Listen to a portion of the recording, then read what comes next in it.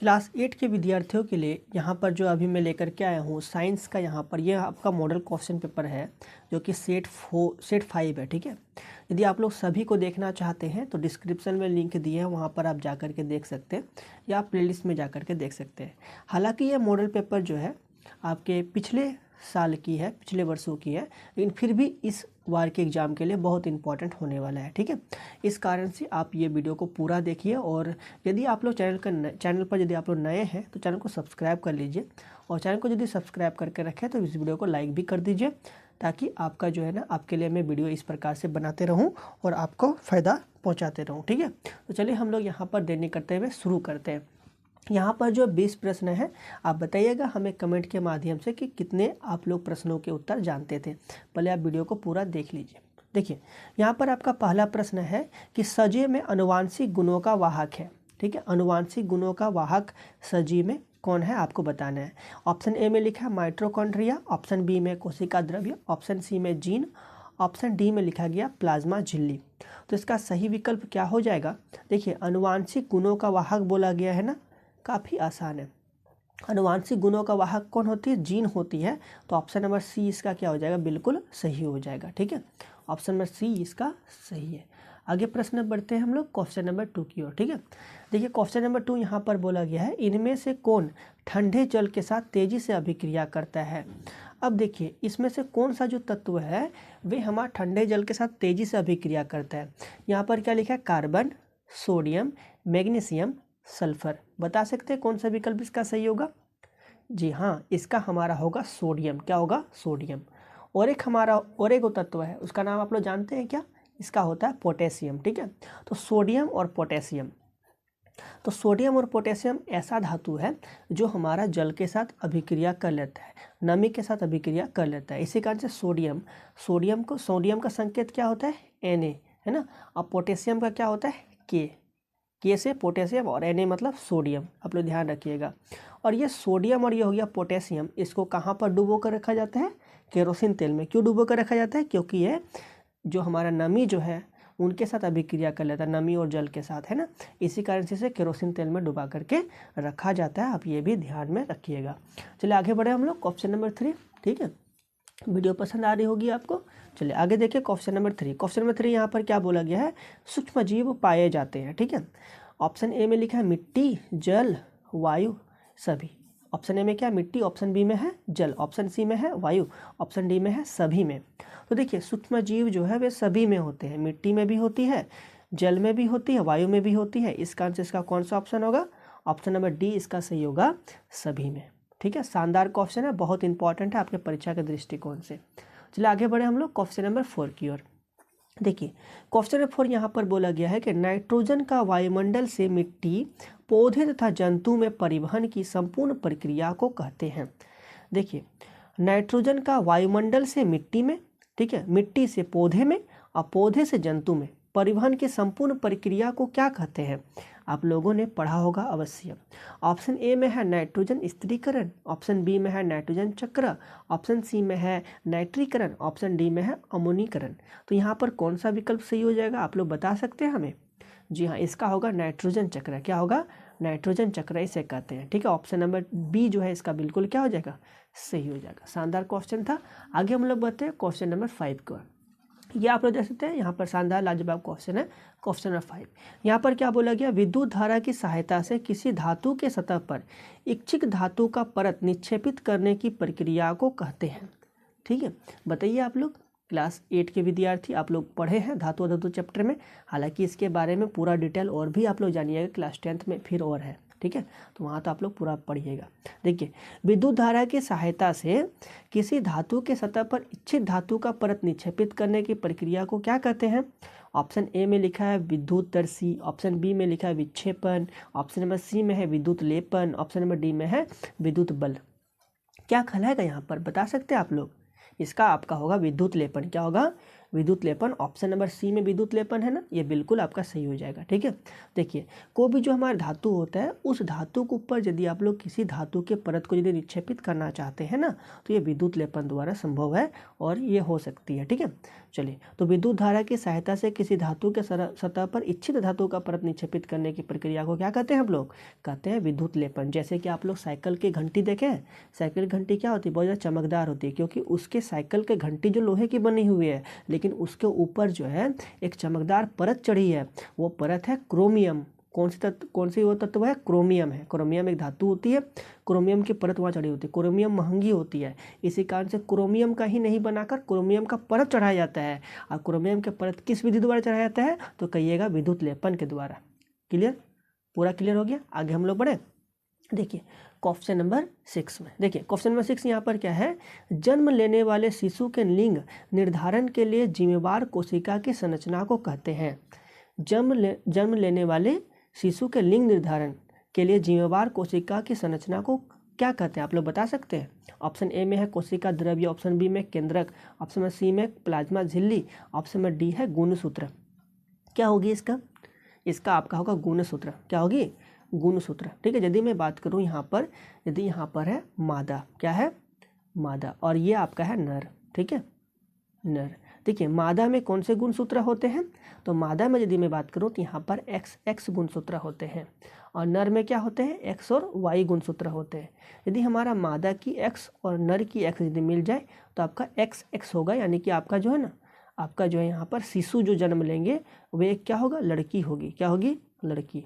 और यदि आपका ये वाला एक्स मादा की और नर का वाई यदि मिल जाए तो ये आपका हो जाएगा एक्स वाई। मतलब एक्स वाई मतलब क्या हो जाएगी? एक्स वाई गुणसूत्र मतलब हो जाएगा लड़का जन्म लेगा। और यदि मैं बात करूं तो इस प्रकार से यहाँ पर लड़की होने की भी चांस हो सकती है, लड़का होने की भी चांस हो सकती है, नर और मादा से। ठीक है, इस प्रकार से। और भी यहाँ पर यदि मैं बनाऊँ तो और भी बन सकता है। जैसे देखिए ये वाला एक्स है, ठीक है, और ये इसके साथ मिला था तो एक्स हमारा फिर वाई के साथ भी मिल सकता है। तो फिर आपका यहाँ पर क्या हो जाएगा? एक्स और वाई हो जाएगा, मतलब फिर लड़का जन्म लेंगी, है ना, लेगा।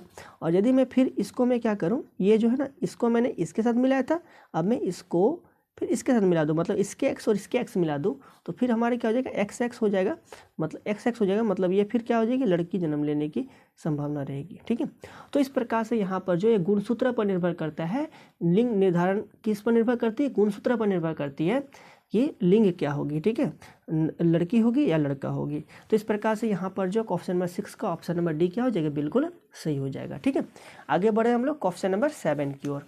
चलिए अब देखिए क्वेश्चन नंबर 7। तो ये रहा आपका यहाँ पर शानदार सा प्रश्न, क्वेश्चन नंबर 7। देखिए क्वेश्चन नंबर 7 आपका क्या बोला गया है?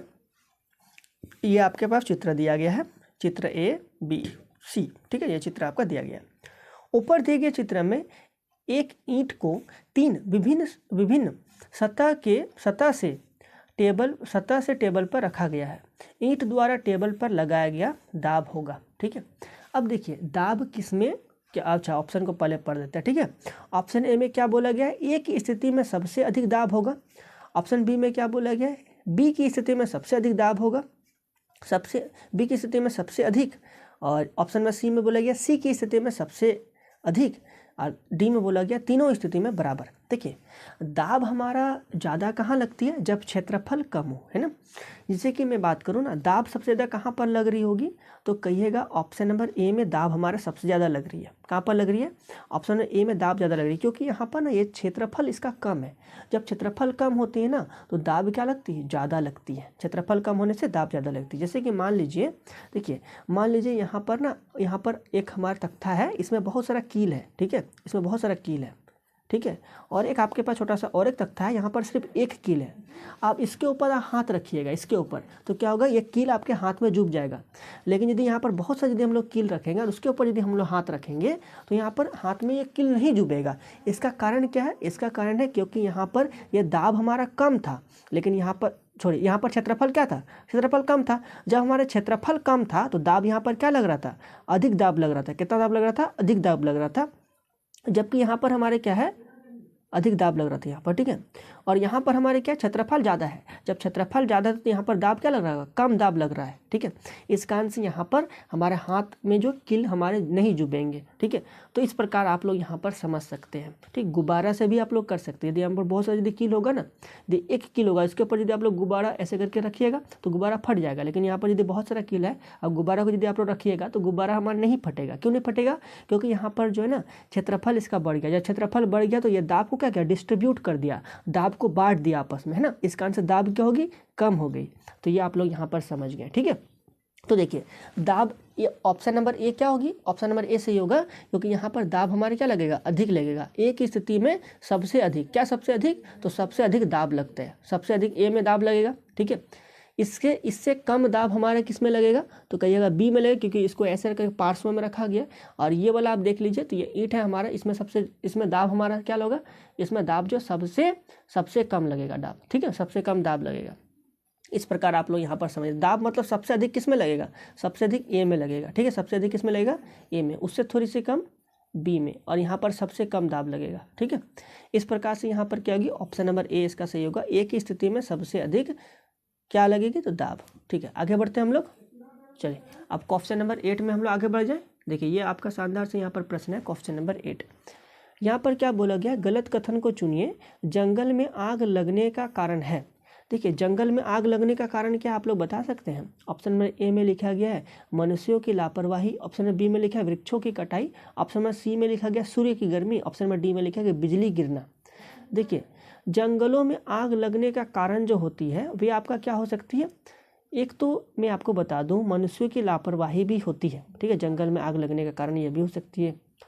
ठीक है, वृक्षों की कटाई, यहाँ पर लिखा है सूर्य की गर्मी बिजली गिरना। देखिए हमारे जंगल में आग मनुष्यों की लापरवाही के कारण से भी लग सकती है, सूर्य की गर्मी के कारण से भी, क्योंकि गर्मी बढ़ेगा तो पत्तियों में घर्षण होगी तो आग लग सकता है, बिजली गिरने से भी आग लग सकती है। क्वेश्चन में क्या बोला था, गलत कथन को चुनिए, क्या बोला है, गलत कथन को चुनिए, है ना।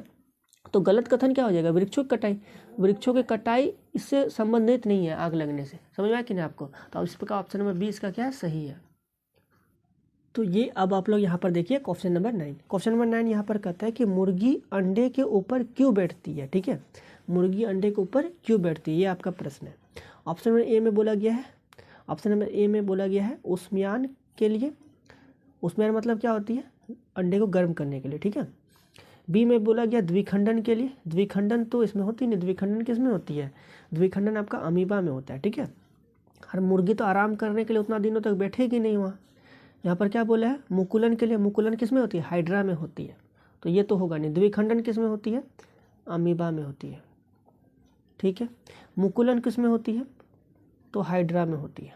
ठीक है, यहाँ पर क्या बोला, मुर्गी अंडे के ऊपर क्यों बैठती है, तो मुर्गी अंडे को सेकने के लिए बैठती है। किस लिए बैठती है, सेकने के लिए, जिसको कहते हैं उष्मायन के लिए बैठती है, अंडे को गर्म करने के लिए बैठती है।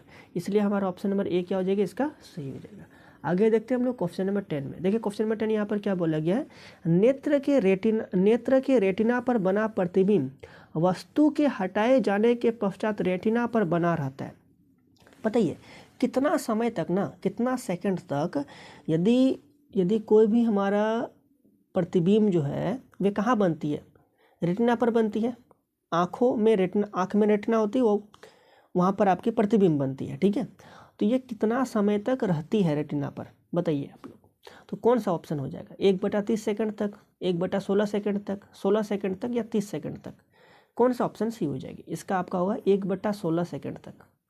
कितना सेकंड तक, 1/16 सेकंड तक। ठीक है, नेत्र के रेटिना पर बना प्रतिबिंब वस्तु के हटाए जाने के पश्चात रेटिना पर कब तक बना रहता है, 1/16 सेकंड तक बना रहता है बाबू। कितना सेकंड तक, 1/16 सेकंड तक। इस प्रकार हमारा 10 नंबर का ऑप्शन नंबर बी क्या हो गया, सही हो गया। आगे बढ़े हम लोग क्वेश्चन नंबर 11 की ओर। ये आपका अब यहाँ पर शानदार सा प्रश्न आ गया, क्वेश्चन नंबर 11।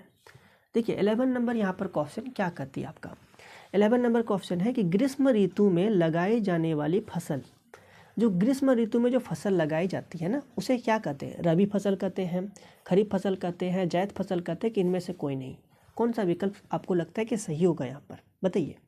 देखिए ग्रीष्म ऋतु में जो फसल जो लगाई जाती है ना, उसे आप लोग कहते हैं जायद फसल। क्या कहते हैं उसे हम लोग, जायद फसल कहते हैं। फसल कितने प्रकार की होती है, फसल 3 प्रकार की होती है, रबी फसल, खरीफ फसल और जायद फसल। रबी फसल जो बोई जाती है वह आपका शीत ऋतु में बोई जाती है। खरीफ फसल जो है वर्षा ऋतु में बोई जाती है। और यदि हम बात करें ग्रीष्म ऋतु में, तो ग्रीष्म ऋतु में जायद फसल बोई जाती है। इसलिए हमारा ऑप्शन नंबर सी यहाँ पर क्या हो गया, बिल्कुल सही हो गया। समझ में आ रहा है आपको, बहुत अच्छा। आगे देखते हैं हम लोग क्वेश्चन नंबर 12 में। देखिए 12 नंबर यहाँ पर प्रश्न बोला गया है, ग्रहों की परिक्रमा करने वाले खगोलीय पिंड को कहते हैं।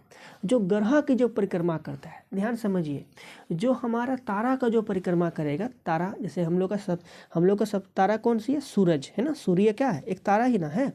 देखिए सूरज के जो चारों ओर चक्कर लगा रहे हैं, यानी कि एक तारे के जो चारों ओर जो चक्कर लगा रहे हैं, उसे कहते हैं ग्रह। क्या कहते हैं, ग्रह। ये आपका हो गया ग्रह।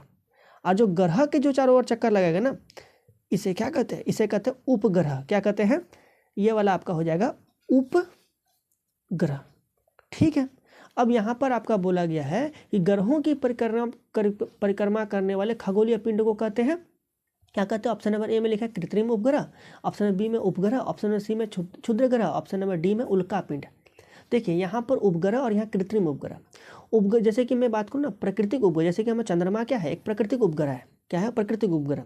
उसे मानव ने नहीं बनाया, लेकिन बहुत सारा और भी ऐसा उपग्रह है जो मानव ने बना के भेजा है अंतरिक्ष पर। ठीक है, जैसे कि जो हमें मौसम की जानकारी देता है, जो हमें बहुत सारे अंतरिक्ष की जानकारी देता है, वह उपग्रह होती है वहाँ, है ना।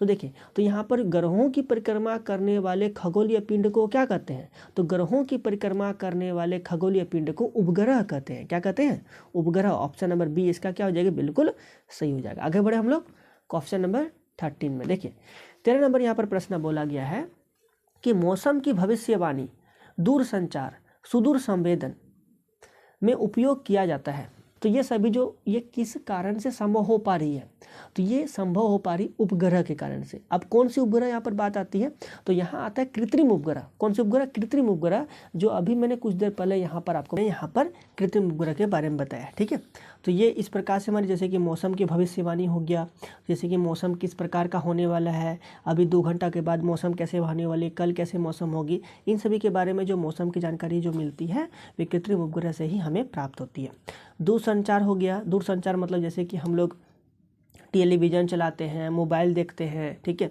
ये हो गया दूरसंचार के माध्यम से ही हम लोग इसे देख पा रहे हैं।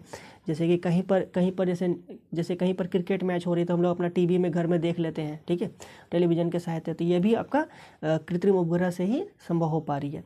यदि दूर संवेदन, जैसे कि मान लीजिए हम लोग किसी से बात करना चाहते हैं, ठीक है, एक जगह से दूसरी जगह, तो हम लोग ये भी कम्युनिकेशन कर पा रहे हैं। तो किस कारण से ये संभव हो पा रही है, क्योंकि उपग्रह है ना, तो कृत्रिम उपग्रह के कारण से ये संभव हो पा रही है। इसलिए हमारा 13 नंबर का ऑप्शन नंबर सी क्या हो जाएगा, इसका बिल्कुल सही हो जाएगा। आगे देखिए क्वेश्चन नंबर 14। देखिए यहाँ पर क्या बोला गया, चिकने सतहों की अपेक्षा घर्षण रुखरे सतह पर, ठीक है, चिकने सतह की अपेक्षा घर्षण रुखरे सतह पर क्या होगी, कम होता है, अधिक होता है, बराबर होता है कि कोई फर्क नहीं पड़ता। देखिए आपको मैं बताऊँ, यहाँ पर एक हम लोग का ना चिकना सतह है, ठीक है, एक आपके पास यहाँ पर रुखड़ा सतह है। अब आप हमें बताइए कि आप किस में चलेंगे तो आपको गिरने की संभावना बढ़ जाएगी। तो कहिएगा जो चिकना सतह है वहाँ पर चलिएगा तो गिरने के चांस यहाँ पर क्या हो जाएगी, बढ़ जाएगी। हम लोग यहाँ गिर सकते हैं, लेकिन यहाँ पर हम लोग आसानी से चल सकते हैं, क्योंकि यहाँ पर आपका ग्रीक बनेगा। क्या बनेगा, ग्रीक। मतलब अब आप लोग बताइए, जैसे कि अब आप लोग बताइए कि यहाँ पर घर्षण ज़्यादा है कि यहाँ घर्षण ज़्यादा है, तो कहिएगा यहाँ पर आपका घर्षण ज़्यादा है। ठीक है, इस कारण से आप गिर नहीं पा रहे हो, क्योंकि यहाँ पर आप पर घर्षण बल ज़्यादा लग रहा है, इस कारण से यहाँ पर गति हो पा रही है, गिरे नहीं यहाँ पर। लेकिन यहाँ पर क्या है, घर्षण कम है, इस कारण से गिर जाते हैं। आप जैसे आप समझिए, जब आप नया चप्पल खरीदते हैं या जूता खरीदते हैं तो उसमें जो नीचे में ना कट्स जो होती है ना, वे ज़्यादा होती है। ठीक है, यही वाला कट्स यदि अब धीरे करके ख़त्म हो जाती है, तब आप कहीं पर यदि चिकना सतह पर चलेंगे तो आपको फिसलने की संभावना बढ़ जाती है। जैसे कि टायर, साइकिल का टायर में भी होती है। जब साइकिल का टायर नया है तो उसमें चलाने में सुविधा होती है, ब्रेक मारते तो वो टायर तो हमारा घिसता नहीं है। लेकिन मान लीजिए टायर हमारा घिस चुकी है और यदि आप ब्रेक मारिएगा तो खड़ करता है और हम लोग गिर जाते हैं, फिर समझे कि नहीं।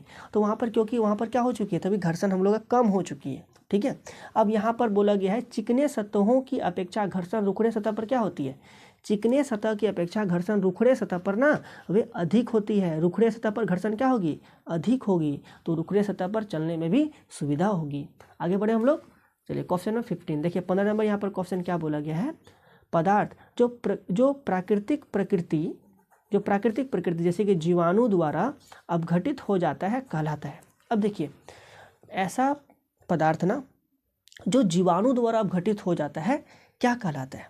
जैसे कि यहाँ पर लिखा गया जैव निम्नीकरणीय, अजैव निम्नीकरणीय, संश्लेषित रेशे या अपघटक क्या कहलाता है, आप लोग बता सकते हैं कौन से इसका ऑप्शन सही होगा। देखिए अपघटक कौन कहलाता है, अब जैसे जीवाणु वगैरह अपघटक है, ठीक है, जो अपघटित कर रहा है वो अपघटक, तो जीवाणु अपघटक है। लेकिन यहाँ पर क्या बोला, जीवाणु द्वारा अपघटित हो जाता है। कौन सी कचरा है ना जो जीवाणु द्वारा अपघटित हो जाएगी, बताइए कौन सा जो अपशिष्ट पदार्थ है वह अपघटित हो जाएगी, तो वे आपका होगा जैव निम्नीकरणीय। क्या होगी, जैव निम्नीकरणीय। जैव निम्नीकरणीय में क्या क्या आते हैं, तो जैव निम्नीकरणीय में आते हैं हमारा जो जीव जंतुओं के द्वारा उत्पन्न की गई जो मल हो गया, ठीक है, जो हमारा पेड़ पौधों की तना हो गया, पत्ती हो गया, जो हमारे जीव जंतु क्या करते हैं इसको अपघटित कर देते हैं और अपघटित करके हम लोग का खाद बन सकता है। लेकिन यदि हम लोग बात करें जैव अनिम्नीकृत, जो हमारा अपघटन नहीं हो सकता, जैसे कि मान लो प्लास्टिक वगैरह हो गया ना, इस सब का अपघटन नहीं होता है, इसको करोड़ों साल लगता है, ठीक है। तो इस प्रकार से हमारा 15 नंबर क्या होगा, ऑप्शन नंबर ए बिल्कुल सही हो जाएगा। आगे बढ़े हम लोग क्वेश्चन नंबर 16। देखिए 16 नंबर क्या बोला गया, हमें कोई ध्वनि सुनाई देती है, इसका कारण क्या है, बताइए। हमें कोई ध्वनि सुनाई दे रही है, इसका क्या कारण है। ऑप्शन नंबर ए में लिखा है परावर्तन, बी में लिखा है घर्षण, सी में लिखा है कंपन, डी में लिखा है प्रकाश। कौन सी कारण इसकी होगी, आप बता सकते हैं हमें। इसका होगा कंपन, बिना कंपन का ध्वनि उत्पन्न नहीं होगी। अब जैसे इसका बेस्ट एग्जांपल हमें तो घंटी, साइकिल की घंटी वाला लगती है। जैसे मान लीजिए ये आपका यहाँ पर क्या है, साइकिल है, ठीक है, टायर है, ये इसका हैंडल है, यहाँ पर इसका क्या होती है, घंटी होती है, ठीक है। अब ये इसका सीट बनाते छोटा सा, ठीक है, आप भावनाओं को समझिए, और ये इसकी पाइडल है यहाँ, ठीक है। देखिए तो यहाँ पर ये क्या होती है, ये घंटी है, ठीक है। अब यदि हम घंटी को यहाँ पर क्या करेंगे, घंटी को हम बजाएंगे, ठीक है, बजाएं, और घंटी को हाथ से ऐसे करके ऊपर से पकड़ के रखेंगे। अब यदि मैं इसे बजाऊं तो आवाज़ ये क्या करेगा, खाली टर टर टर टर ऐसे करके आवाज़ करेगा। लेकिन जैसे मैं हाथ को हटा दूँ और घंटी को बजाऊं तब आपका ध्वनि तो ना बहुत अच्छा से सुनाई देगा ना। तो देखिए, तो जब हमने हाथ को जो वहाँ जब नहीं लगाया था तो कंपन यहाँ अच्छा से हो पा रही थी, कंपन वाइब्रेट हो रही थी, कंपन हो रही थी, ठीक है, दोलन कर रही थी अपने स्थिति पर, इस कारण से ध्वनि उत्पन्न हो रही थी। यदि मैं यही वाला स्कूल की घंटी वाला बात करूँ, ठीक है, स्कूल की घंटी आप पकड़ के रखिएगा और बजे मारिएगा जोर से, एक बार आवाज़ करेगा ठन, बस इतना ही हो गया। लेकिन वही यदि हम लोग इसीलिए घंटी के ऊपर ना एक रस्सी होता है, इसको हम लोग पकड़ते हैं फिर घंटी को बजाते हैं, समझे। तो इस कारण से क्या होता है, घंटी हमारा कंपित करती है, जितना कंपन करेगा तब ध्वनि हमारा उत्पन्न होगा, समझे कि नहीं। तो देखिए ध्वनि सुनाई देती है, इसका क्या कारण है, इसका कारण है कंपन। क्या कारण है, कंपन, इसीलिए ऑप्शन नंबर सी इसका बिल्कुल सही हो जाएगा। आगे बढ़े हम लोग क्वेश्चन नंबर 17 की ओर। देखिए 17 नंबर यहाँ पर प्रश्न बोला गया है, विद्यालयों या भवनों के ऊपर त्रिशूल आकार की धातु की पट्टी लगाई जाती है, बताइए क्यों। देखिए मंदिरों में भी त्रिशूल आकार की ना धातु के त्रिशूल लगा होता है, ठीक है, इसका भी आप यहाँ लॉजिक समझेंगे क्यों लगा होता है।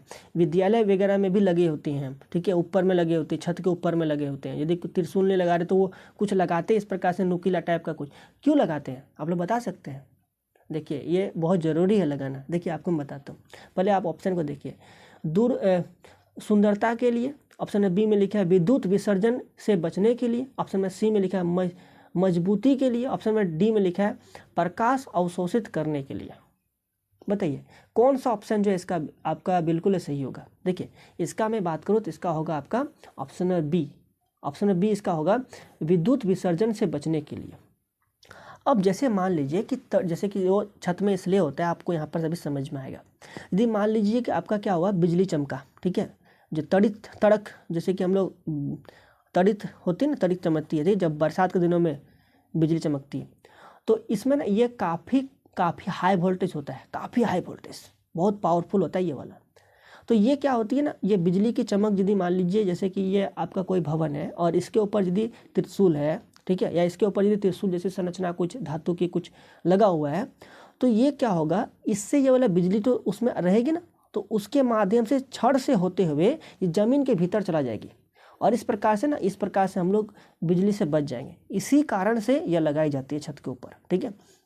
जैसे कि यहाँ मैं त्रिशूल के आकार जैसा कुछ बना रहा हूँ, आप समझिए, ठीक है। और ये क्या होती है, ये ना हमारा जैसे कि घर जो बना है, पिलर जो, तो पिलर उसमें लगा होगा ना, पिलर में क्या होगी, छड़ होगी, तो छड़ के माध्यम से ये जॉइंट रहता है, और जैसे इसमें जो जितना भी हमारा करंट आया, जो भी इसमें बिजली आया, तो ये क्या होगा, बिजली तो नीचे आ जाएगी, भूमि में चला जाएगी, ठीक है। इस कारण से ये जो है इसका झटका लगने से हम लोग बच जाएंगे। ठीक है ना, इस कारण से ये लगाई जाती है। तो यहाँ पर क्या होगा, विद्युत विसर्जन से बचने के लिए लगाई जाती है। समझ में आ गया आपको? ऑप्शन नंबर बी इस प्रकार से हमारा बिल्कुल सही हो गया। आगे बढ़े हम लोग क्वेश्चन नंबर 18 की ओर। देखिए ये आपका है अब यहाँ 18 नंबर प्रश्न। यहाँ पर देखिए क्या बोला गया है, जल को, क्वेश्चन आपका है, जल को दूषित करने वाले पदार्थ कहलाते हैं। जो जल को जो दूषित करते हैं क्या कहलाते हैं? उसको चूषक कहते हैं, चूरन कहते हैं, प्रचूषक कहते हैं कि प्रदूषक कहते हैं?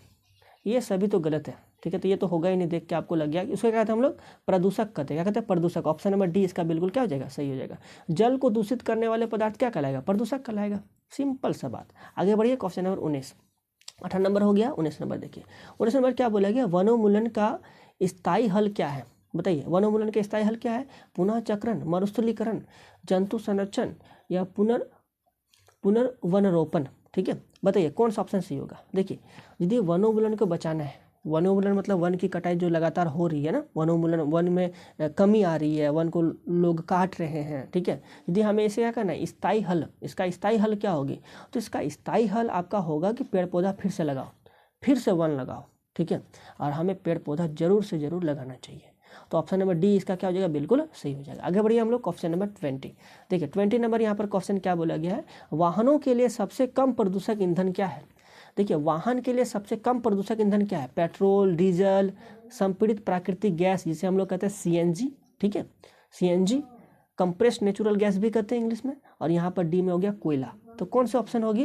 देखिए वाहनों के लिए सबसे कम प्रदूषक ईंधन जो होती है वे होती है सीएनजी। क्या होती है बाबू? सीएनजी। इसको यहाँ पर इसका हिंदी में इसका पूरा नाम हो जाएगी संपीड़ित प्राकृतिक गैस हो जाएगा, ठीक है। इस प्रकार ऑप्शन नंबर सी इसका क्या हो गया, बिल्कुल सही हो गया। वाहनों के लिए सबसे कम प्रदूषक ईंधन क्या है? तो है आपका सीएनजी, ठीक है।